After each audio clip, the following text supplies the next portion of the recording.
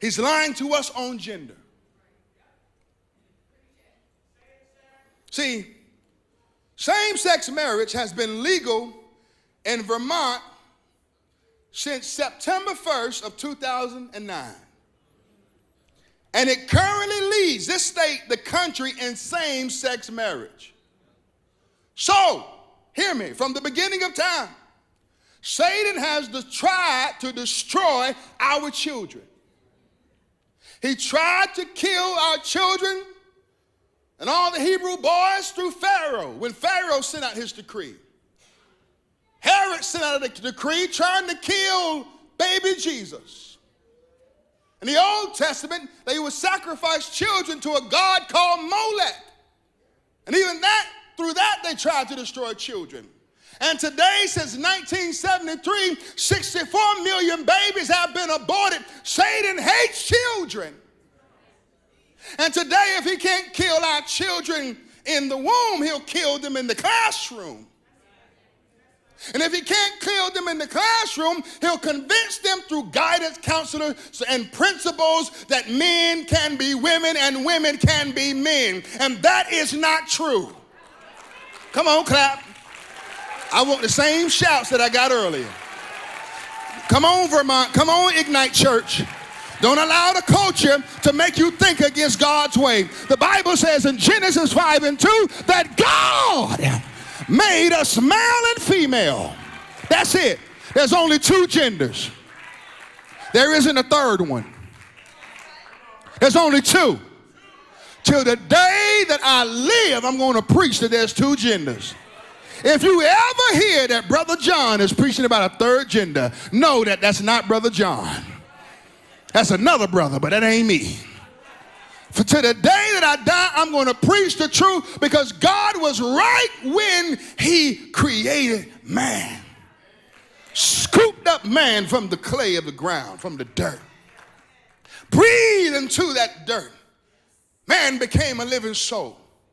After forming and fashioning man, God then created woman, went into the side of woman.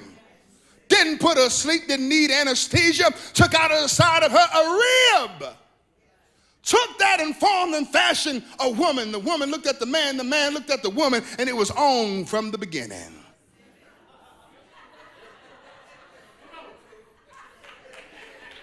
And today we're telling our children as early as the age of 5 that, hey, Johnny, you can be Jane if you want to. It's your choice. It's your choice. What do you want to be? If you want to explore, if you want to treat gender like a Montessori school, you can. You can play with this and play with that. Hey, Johnny, you can put on a dress, Johnny, if you want to. And what are we seeing today? That even the church is bowing. We're bowing. We're bowing to it. We're bowing to church. Slowly, we're bowing to the culture. And we're beginning to worship at the altar of lesbianism, gayism, transgenderism, pansexuality. The church is cowering. We're bowing to it. Why? Because that same spirit showed up in our family. We're bowing to it because, I don't want to think that my son is going to hell,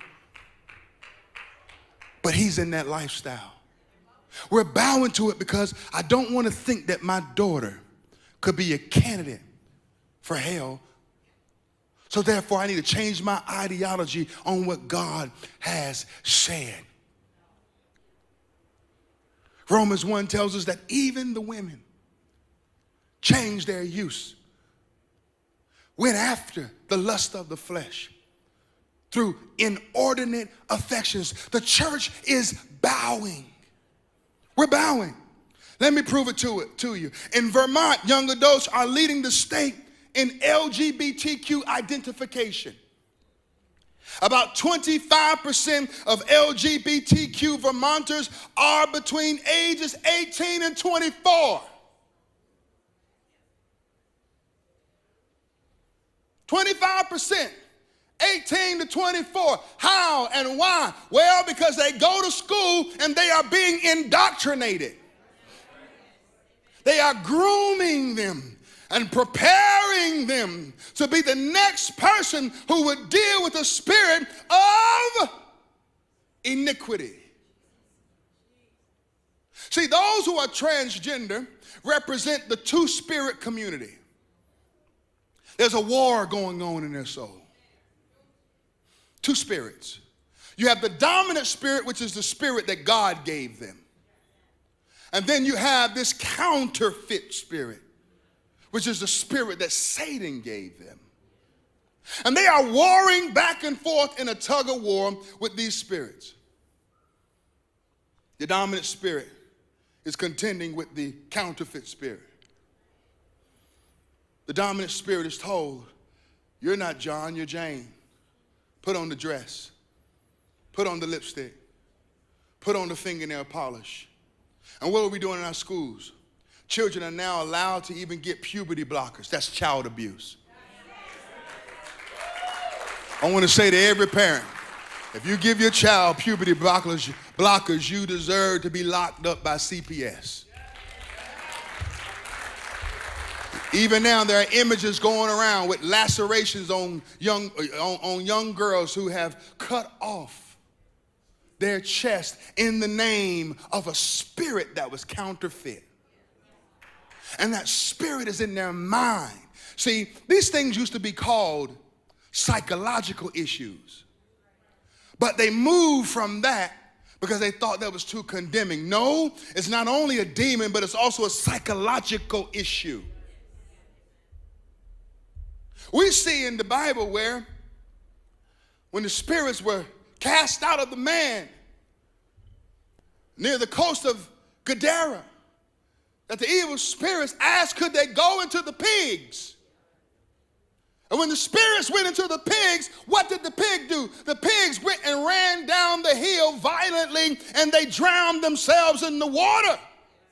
And what Satan is trying to do, he's using every mechanism to lie to us, to convince us to drown ourselves.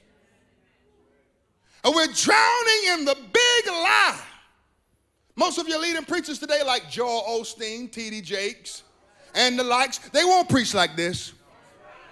They have bigger platforms, they have more money, but at the end of the day, they don't want to talk about this because this is expensive. Let me tell you something that the kingdom costs, but it pays well. And if you're going to wear the crown, you're going to have to get some scars. And see, too many people want a crown, but they don't want no scars. People want to be watchmen, but all they want to do is watch. They don't want to warn. See, the role of the watchman is not only to see what's going on, but to say something about it. The Bible talks about dumb dogs that won't bark. Speaking of the preachers in the Old Testament have become dumb dogs that won't bark.